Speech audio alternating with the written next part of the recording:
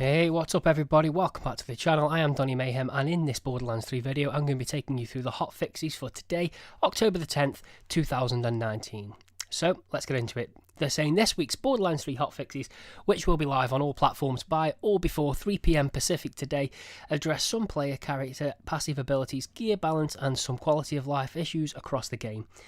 We are watching the character builds that players are creating and are looking through all the different gear available to make sure that there is something for everyone. This week and in the coming weeks there will be further adjustments to gear with the hopes of creating even more build types. And our goal is to adjust some of the less used legendary gear to bring them to the same level as some more of the popular options. So let's get into it with Vault Hunter adjustments, and we'll start with Amara the Siren. We addressed a concern that Alacrity was only rewarding players 1 point worth of bonuses, even if the player put more than 1 point into it. In addition, we wanted Phase Grasp to be more accessible to all weapon types and playstyles, so we doubled the range to grasp an enemy. So, putting points into Alacrity now always awards a reload speed bonus per rank. Phase Grasp can now be used on targets further away, and the cooldown is now instantly returned if a player misses. So up next we have Moze. The Bloodletter class mod was creating some overwhelming synergies for Moze, so we increased the delay and decreased the recharge rate of the shield to compensate. This should help encourage the intended use of this class mod, which is to heal shields manually, not automatically. Means of Destruction's retrigger delay was adjusted again because the change limited other builds beyond creating infinite grenades. The infinite grenade bug will be addressed in a future patch, but we wanted to enable other builds that use Means of Destruction, so we dramatically reduced the retrigger delay to a reasonable number. So, the Bloodletter class mod has increased the recharge delay by 150%, reduced the recharge rate by 50%.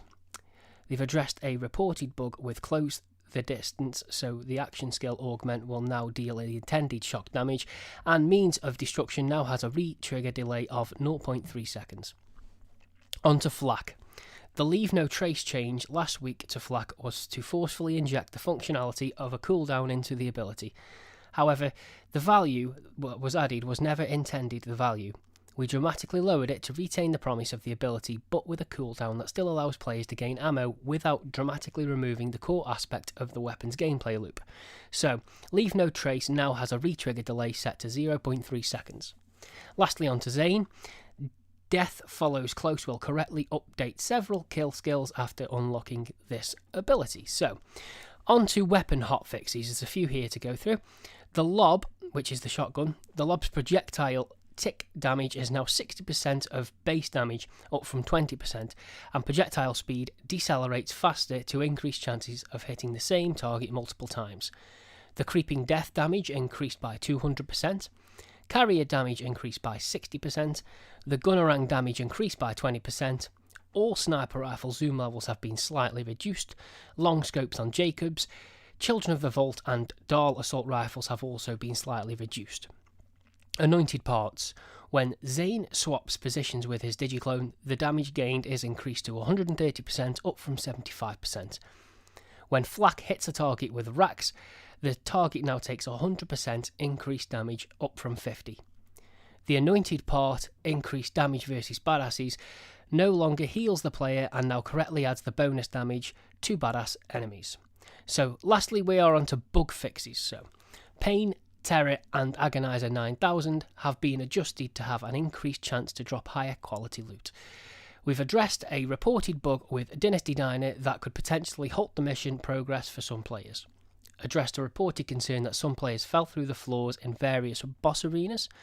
Modified enemy spawn level discrepancies reported in later parts of the campaign. So, that wraps up the patch notes and bug fixes for today. So, personally, I'd still like to see some effort put into the inventory screen. I feel it's too slow and laggy. Also, jumping to friends' games, things like that, I find that quite laggy as well. But for me, one thing I'd really like to see changed, the Borderlands 3 turns my Xbox One off, and I've gone online and a few other people are having this issue as well. You know, you could be on the last wave of a slaughter and it just turns my Xbox off, which is not cool. But at least they are updating us on patch notes, things like that, each week, which is cool. So, they are the patch notes for today, October the 10th, 2019.